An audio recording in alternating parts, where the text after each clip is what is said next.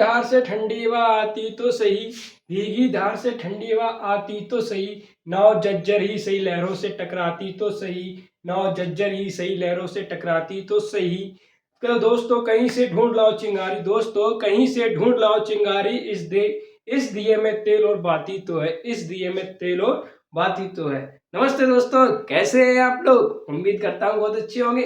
आज का हमारा टॉपिक रहेगा, कल की हमारी क्लास 12 की बायोलॉजी का टॉपिक था लघु बीजाणुधानी। आज रहेगा परागकण के बारे में, कैसे बनता है और इसमें कितनी कोशिकाएं होती हैं, कौन सी कायक जनन होती है, कौन सी जनन कोशिकाएं होती है, और कैसे क्या इसमें 3 कोशिका युक्त कैसे बन जाता है। चलिए सबसे पहले हम टॉपिक लगाते हैं। सबसे पहले लघु बीजाणुधानी पढ़ चुके थे, यानी कि लघु बीजाणुधानी क्या, 2 गुणित, कितनी थी, 2 गुणित। इसका क्या अर्धसूत्री विभाजन हुआ था, क्या अर्धसूत्री विभाजन, अर्धसूत्री विभाजन हुआ था एक से, यानी एक से कितनी हुई थी, 4 लघु बीजाणुधानी हुई थी। कितनी हुई थी, 4 लघु बीजाणुधानी।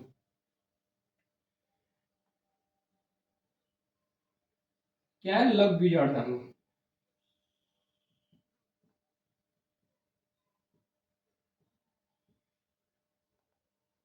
एक से 4 लघु बीजाणुधानी हुई थी। अब इसी लघु बीजाणुधानी की आगे पढ़ेंगे, क्या इस लघु बीजाणुधानी से आगे पढ़ेंगे, ठीक है। तो सबसे पहले यहाँ पे देखें कि कोई सी एक कोशिका जाके बड़ी होती है आगे। जैसे मानो कोई एक कोशिका ये बड़ी हो गई, ठीक। अब ये कोशिका, इसके केंद्र विभाजन होता है। केंद्र विभाजन होने के बाद इसमें 2 कोशिकाएं उत्पन्न होती हैं। कौन सी 2 कोशिकाएं उत्पन्न होती हैं? सबसे ऊपर वाली को बोलते हैं जनन कोशिका। क्या बोलते हैं? जनन कोशिका। और नीचे वाली बोलते हैं कायक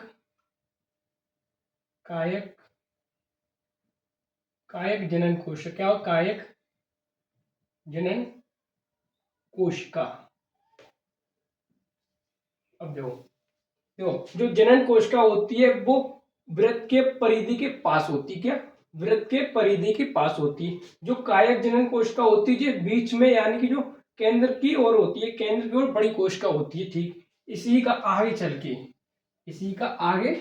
चल के विभाजन होता है। तो सबसे पहले हम क्या बनाते हैं, जो फूल के अंदर होता है वर्तिकाग्र बनाते हैं सबसे पहले।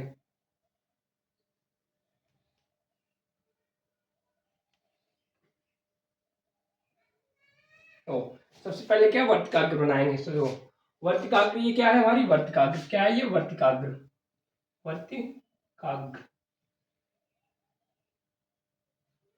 ये हमारी वर्तिकाग्र है और ये वर्तिका है, वर्तिका, ठीक। उसके बाद में ये पराग नलिका बोलते हैं, इसे क्या बोलते हैं, पराग नलिका। ये कहाँ पे जाती है, पराग नलिका ये कहाँ पे जाती है, पराग नलिका ये जाती है अंडाशय में। क्या है? अंडाशय में। कहाँ पे जाती है? अंडाशय में, अंडाशय। अभी देखो ये क्या है, देखो एक थी 2 गुणित, क्या 2 गुणित कोशिका थी, ठीक। 2 गुणित कोशिका कौन सा, अर्धसूत्री विभाजन। क्या? अर्धसूत्री विभाजन हुआ। एक से कितनी बनी, 4, क्या लघु बीजाणुधानी। इन्हीं को लघु बीजाणुधानी आगे बढ़ती है, यानी एक आगे बढ़ती है। एक की कितनी कितनी होती है, 2 कोशिका होती है। एक कोशिका होती है कायक जनन, एक कोशिका होती है जनन कोशिका, और एक होती है कायक जनन कोशिका। कितनी होगी, 2 गुणित होंगी। अब 2 गुणित ये आगे जाती है। अब जी का स्ट्रेगमा पे बैठ गई, वर्तिकाग्र पे बैठ गई, यहाँ पे ऐसे करके बैठ गई है, एक ये बैठ गई। अब देखो यहाँ की जो कायक कोशिका होती है, कायक कोशिका होती है, जाती है अंडाशय। कहाँ जाती है, बीजाणु में। कहाँ जाती है, बीजाणु। कहाँ जाती है, ये बीजाणु में जाती है। और बीजाणु में जाने के बाद इससे आगे चल के यहाँ पे जो जनन कोशिका होती है, इसका समसूत्री विभाजन होता है। क्या होता है? समसूत्री विभाजन। क्या होता है? समसूत्री विभाजन। इसका आगे चल क्या होता है, समसूत्री विभाजन होता है। इसका आगे चल के इसका समसूत्री विभाजन होता है। तो इस प्रकार कुछ चित्र बनता है, इस प्रकार कुछ इसका चित्र बनता है। ये परागनलिका होगी, ये परागनलिका होगी। इसके पास कौन बैठा है, परागकण। जो यहाँ पे इसके बीच में ये विभाजन, इसके लिए कौन सी है, जनन कोशिका। और ये कौन सी थी, कायक जनन कोशिका। कायक जनन कोशिका ये जाती है सीधी कहाँ, अंडाशय में। कहाँ जाती है, अंडाशय में। कहाँ जाती है, ये अंडाशय में। कहाँ जाती है? अंडाशय में। अंडाशय में जाके यह अंकुरित होती है। क्या होती है? अंकुरित। क्या होती है ये? अंकुरित। ठीक है, अंकुरित होती है। उसके बाद में देखो, अब ये जनन कोशिका है, इसकी जनन कोशिका का क्या समसूत्री विभाजन होता है। जनन कोशिका क्या होता है? समसूत्री विभाजन होता है। ये एक से कितनी? दो में हो जाती है। इसमें एक से दो में कन्वर्ट। कौन सी? जनन कोशिका। कौन सी? जनन कोशिका। कौन सी? जनन कोशिका। अब देखो, सबसे पहले इतना जो डायग्राम बनाओ उसे समझते हैं। पहले क्या है? द्विगुणित कोशिका होती है। द्विगुणित कोशिका का अर्धसूत्री विभाजन से यानी एक से कितनी बनती है? चार बनती है। क्या? लघु बीजाणुधानी। हम पढ़ किसके बारे में? परागकण के बारे में पढ़ रहे हैं। परागकण के बारे में पढ़ रहे हैं। जो लघु बीजाणुधानी कितनी हुई? चार। चार से एक बनती है, एक आगे चलती है। एक को ही इसको जनन कोशिका यानी कि इसको परागकण बोलते हैं। ये क्या है हमारा? ये क्या है हमारा? परागकण। ये क्या है? परागकण। ये क्या है? पोलन ग्रहण। क्या है? पोलन ग्रहण। ये क्या है? पोलन ग्रहण। इस पोलन ग्रहण की जनन कोशिका एक होती है, कायक कोशिका भी एक होती है। कितनी होगी? दो। दो कोशिका होगी परागकण में। ये आगे चल के देखो, ये फूल के वर्तिकाग्र स्त्रीकेसर वाला भाग है, इसी में आके बैठती है। तो जिसकी कायक कोशिका होती है ये अंडाशय की तरफ जाती है। फिर उसके बाद में समसूत्री विभाजन होता है। किसमें? जनन कोशिका में। तो यहाँ कितने? दो नर युग्मक कोशिका बनती है। कितने? दो नर युग्मक कोशिका बनती है। दो नर युग्मक कोशिका बनती है। हैशटैग। तो कितने हो गए? दो। ठीक है, अब देखो इनका हमको यहाँ पे कितने यानी कितने हो गए? दो। तो ये तीसरा इसका जो डायग्राम बना के देखते हैं, समझने की कोशिश करते हैं। तो इसकी जो वर्तिकाग्र है, ऐसे करके इसका चित्र बनेगा। तो यहाँ पे ऐसे करके बनेगा। तो एक और दो, और जो एक बनेगी या जो परागनलिका द्वारा होती हुई कहाँ? अंडाशय में पहुंचती। कहाँ पहुंचती है? अंडाशय में पहुंचती है। अंडाशय पहुंचती है। क्या हो गए? दो नर युग्मक हो गए। तो तीसरा पॉइंट ये हो जाएगा हमारा। तीसरा पॉइंट ये हो जाएगा हमारा। यहाँ पे रोको तो नहीं यार, देखो सबसे पहले क्या आते हैं? हाँ, दो गणित कोशिका का अर्धसूत्री विभाजन होता है। अर्धसूत्री विभाजन से यानी एक से कितनी? अगुणित लघु बीजाणुधानी एक से कितनी? चार बनी। एक से कितनी? चार बनी। उसके बाद में यहाँ पे देखो, यहाँ पे क्या है? दो कोशिकीय परागकण की। ये क्या है? दो कोशिकीय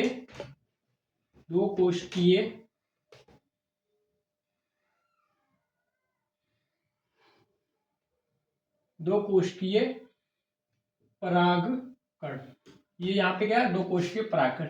जब ये वर्तिकाग्र पहुंचता है, जब ये वर्तिकाग्र पर पहुंचता है, पहुंचने के बाद इसका जो कायिक जनन कोशिका होती है, क्या इसकी कायिक जनन कोशिका होती है, ये यहाँ पे सीधी कहाँ? बीजाणु में यानी अंडाशय में पहुंचती है। अंडाशय में पहुंचने के बाद जो ये समसूत्री विभाजन होता है, ये समसूत्री विभाजन कहाँ पे होता है? ये समसूत्री विभाजन सिर्फ और सिर्फ किसका?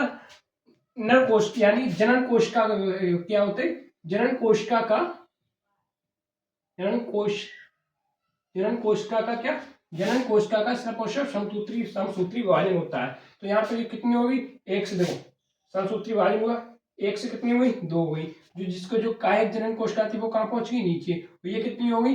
दो। इसी को बोलते हैं दो जनन कोशिका। क्या? दो जनन कोशिका। जो इसकी एक थी कहाँ पहुंच गई? अंडाशय में, यानी एक इसकी अंडाशय में पहुंच गई। यहाँ पे क्या उत्पन्न हुई?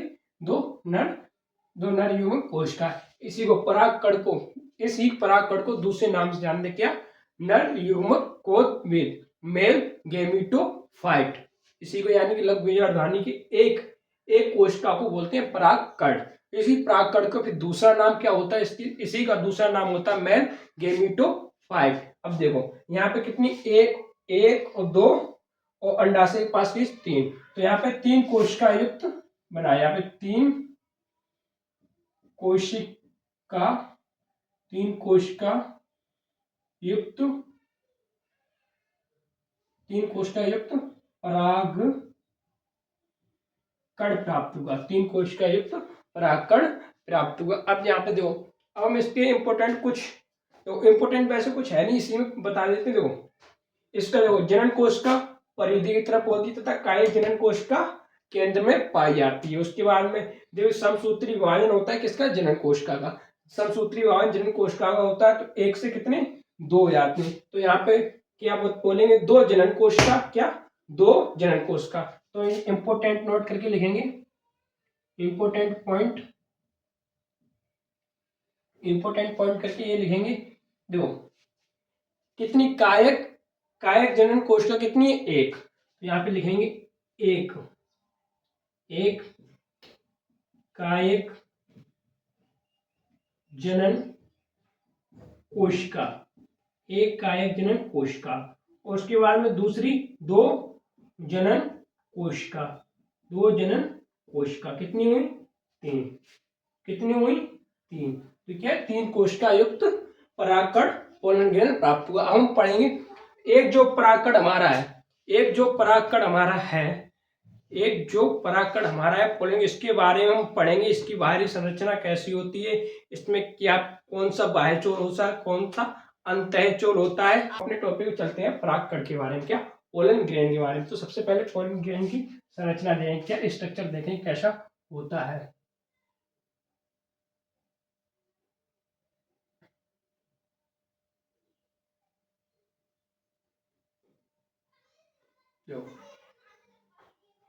ये आवरण, इसके ऊपर ऐसे करके संरचना होती है। एक बीच में पार्टीशन सा होता है।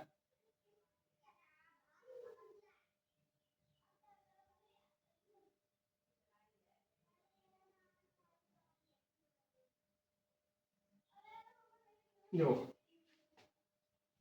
यहाँ पे एक होता है छिद्र, यहाँ पे क्या होता है? छिद्र। ये परागनलिका के पास पहुंचता है, ये होता है छिद्र। ठीक, अब देखो ये कौन सी कोशिका होगी?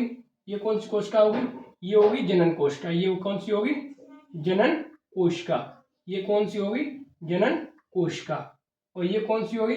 कायक जनन कोशिका। का एक कायक जनन कोशिका, को कायक जनन कोशिका। अब देखो ये कौन सा? ये है बाह्य आवरण, बाह्य बाह्य चोल। ये कौन सा है? बाह्य चोल। ठीक, इसके अंदर ये कौन सा है? ये अंतः चोल है। ये क्या है? अंतः चोल। ये क्या है? अंतः चोल। ये कौन सी? ये हुई जनन कोशिका। ये बाह्य चोल, ये अंतः चोल, ये कायिक जनन कोशिका, इसे बोलते हैं छिद्र। ये परागनलिका से होते हुए बीजांड में पहुंचता है। ठीक है, उसके बाद में सबसे पहले हम पढ़ेंगे ये परागकण है क्या। सबसे पहले हम हेडिंग लगाएंगे परागकण है क्या। परागकण का दूसरा नाम होता है नर युग्मक कोदविद। इसे क्या बोलते हैं? नर युग्मक कोदविद, नर युग्मक कोदविद बोलते हैं इंग्लिश में मेल गैमेटोफाइट। उसके बाद में इसका आकार कैसा होता है? इसका आकार कैसा होता? आकार आपको पता ही चला होगा कि ये गोलाकार। इसका आकार कैसा होता है? गोलाकार, गोलाकार। ठीक, इसके आवरण कितने होते हैं? इसके आवरण कितने होते हैं? ये कितने आवरण होते हैं? दो आवरण का होता है। कितने? दो आवरण का होता है, दो आवरण का होता है।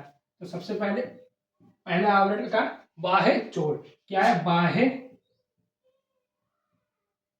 बाह्य चोल। बाह्य चोल को इंग्लिश में बोलते हैं एक्सिन। ठीक, बाह्य चोल। बाह्य चोल का ये दूसरा नाम होता है, बाह्य चोल का दूसरा नाम होता है स्पैरोपैलिन। स्पैरोपैलिन, स्पैरोपोलेनिन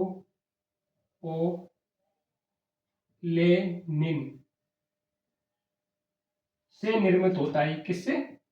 से निर्मित होता है।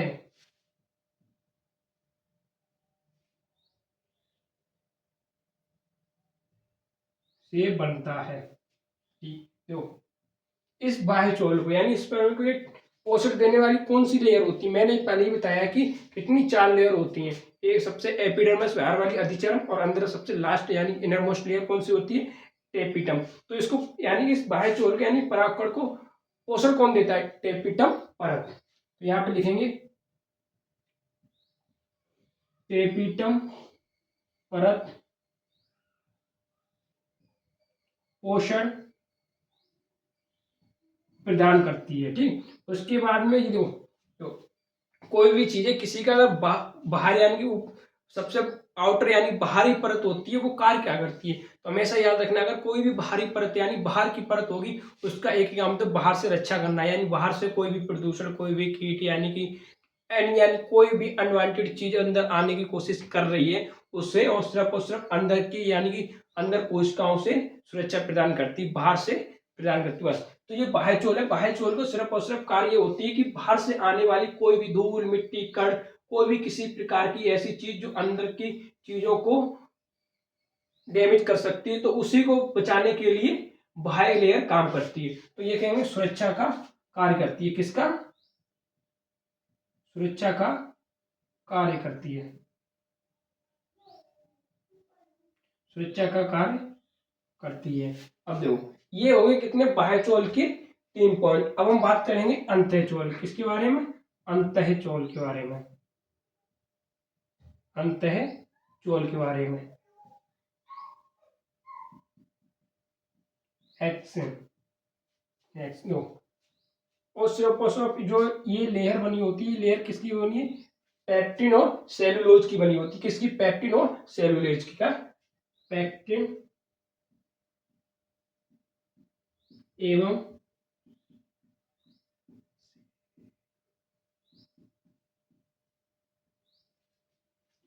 एवं सेलुलोज की लेयर बनी होती है। ठीक, ये कौन सी? ये अंत यानी कि आंतरिक संरचना होती है, यानी अंदर की संरचना होती है। उसके बाद में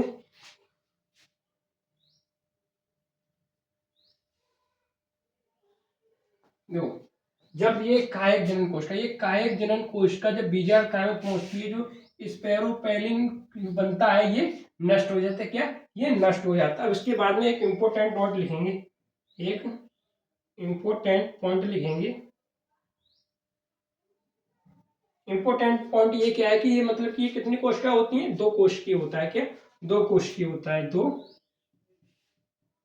कोशिकीय, 2 कोशिकीय होता है। देखो, 2 कोशिकीय होता है, तो सबसे नंबर पहले यानी कि जो जनन कोशिका होती है वृत्त की परिधि की तरफ होती है।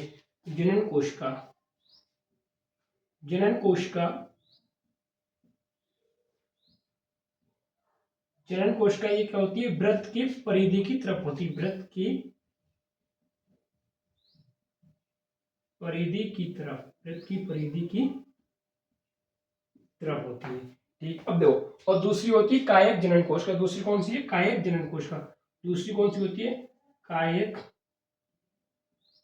जनन कोशिका। दूसरी कौन सी? कायक जनन कोशिका। दूसरी कायक जनन कोशिका होती है किसकी? वृत्त के केंद्र की तरफ होती है। ये बड़ी भी होती है, देखो ये छोटी होती है, ये बड़ी भी होती है। बड़ी कोशिका वृत्त के केंद्र के ओर स्थित होती है, तथा इसी को हम कायक जनन कोशिका बोलते हैं। तो ये वृत्त के केंद्र की तरफ स्थित, वृत्त के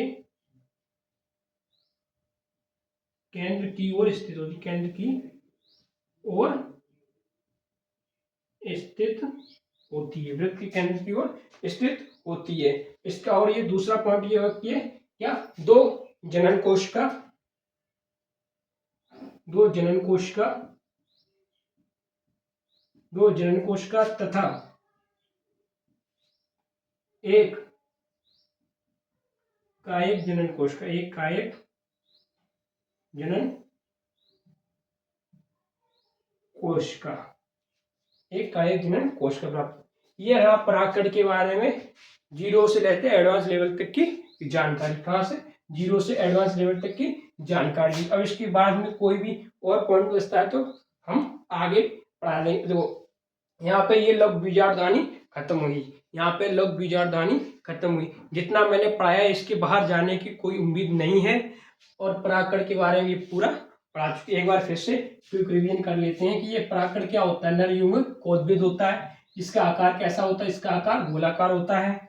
आवरण, इसमें आवरण कितने होते हैं? 2 आवरण होते हैं इसमें। बाह्य चोल एक्सन स्पेरो पोलिन का बनता है।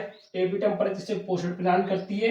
उसके बाद में ये सुरक्षा का कार्य भी करती है, बाहर की चीजों से सुरक्षा करती है। अंतःचोल, अंतःचोल का मतलब होता है अंत यानी अंदर वाली परत को। ये किससे बनी होती है? पैक्टिन एवं सेलुलोज की बनी होती है। तथा आंतरिक ये परत होती है। इंपॉर्टेंट पॉइंट ये थे कि दो कोशिकीय होते हैं इसमें, एक जनन कोशिका होता है, एक कायिक जनन कोशिका होता है। जो कायिक जनन कोशिका वृत्त की परिधि की तरफ स्थित होता है, जो कायिक जनन कोशिका वृत्त की केंद्र की ओर स्थित होता है। इसका दूसरा पॉइंट होता है कि दो जनन कोशिकाएं तथा एक कायिक जनन कोशिका बनती हैं। अब इसके बाद में अगली टॉपिक होगी क्लास 12 बायोलॉजी, अगली टॉपिक होगी गुरु बीजाणुधानी। कौन सी? गुरु बीजाणुधानी। यहाँ पे लघु बीजाणुधानी से कंप्लीट यहाँ से हुआ है। अब अगली एडिंग आएगी गुरु बीजाणुधानी, वो हमारी अगली वीडियो में जाएगी। तो दोस्तों अब बस आपसे एक इम्पोर्टेंट बात ये कहनी थी कि आपने 10th कर लिया है, आप कंफ्यूज हो रहे हैं कि मैथ लें या बायो लें। तो अगर आप ये कंफ्यूजन आ रही हो तो आप सोच रहे हैं इस पे वीडियो में बनाए, मैं सोच तो मैं ही रहा हूँ कि वीडियो बनाऊं, तो आप जितने से ज़्यादा इस वीडियो को शेयर करेंगे, जित व्हाट्सएप स्टेटस लगा सकते हैं, आप स्टोरी भी लगा सकते हैं, लाइक दो। आप हमारी वीडियो देखने आए तो वीडियो देखने के बाद स्कूल में जाते हैं जैसे कि अटेंडेंस लगती है, तो आप कमेंट बॉक्स में आके अटेंडेंस जरूर लगाइएगा कि हम आए हैं, thank you sir, yes sir, ऐसे करके लिख के जा सकते हैं। इससे पता चलता है कि कौन आया, किसने वीडियो देखी है। ठीक है, उसके बाद में आपको लगता है कि इस पर अलग से वीडियो बनाए, मैथ लें या बायो लें, तो बता देना, कमेंट में यस लिखना, तो मैं ये अलग से वीडियो बना के अवश्य लाऊंगा। नमस्ते दोस्तों।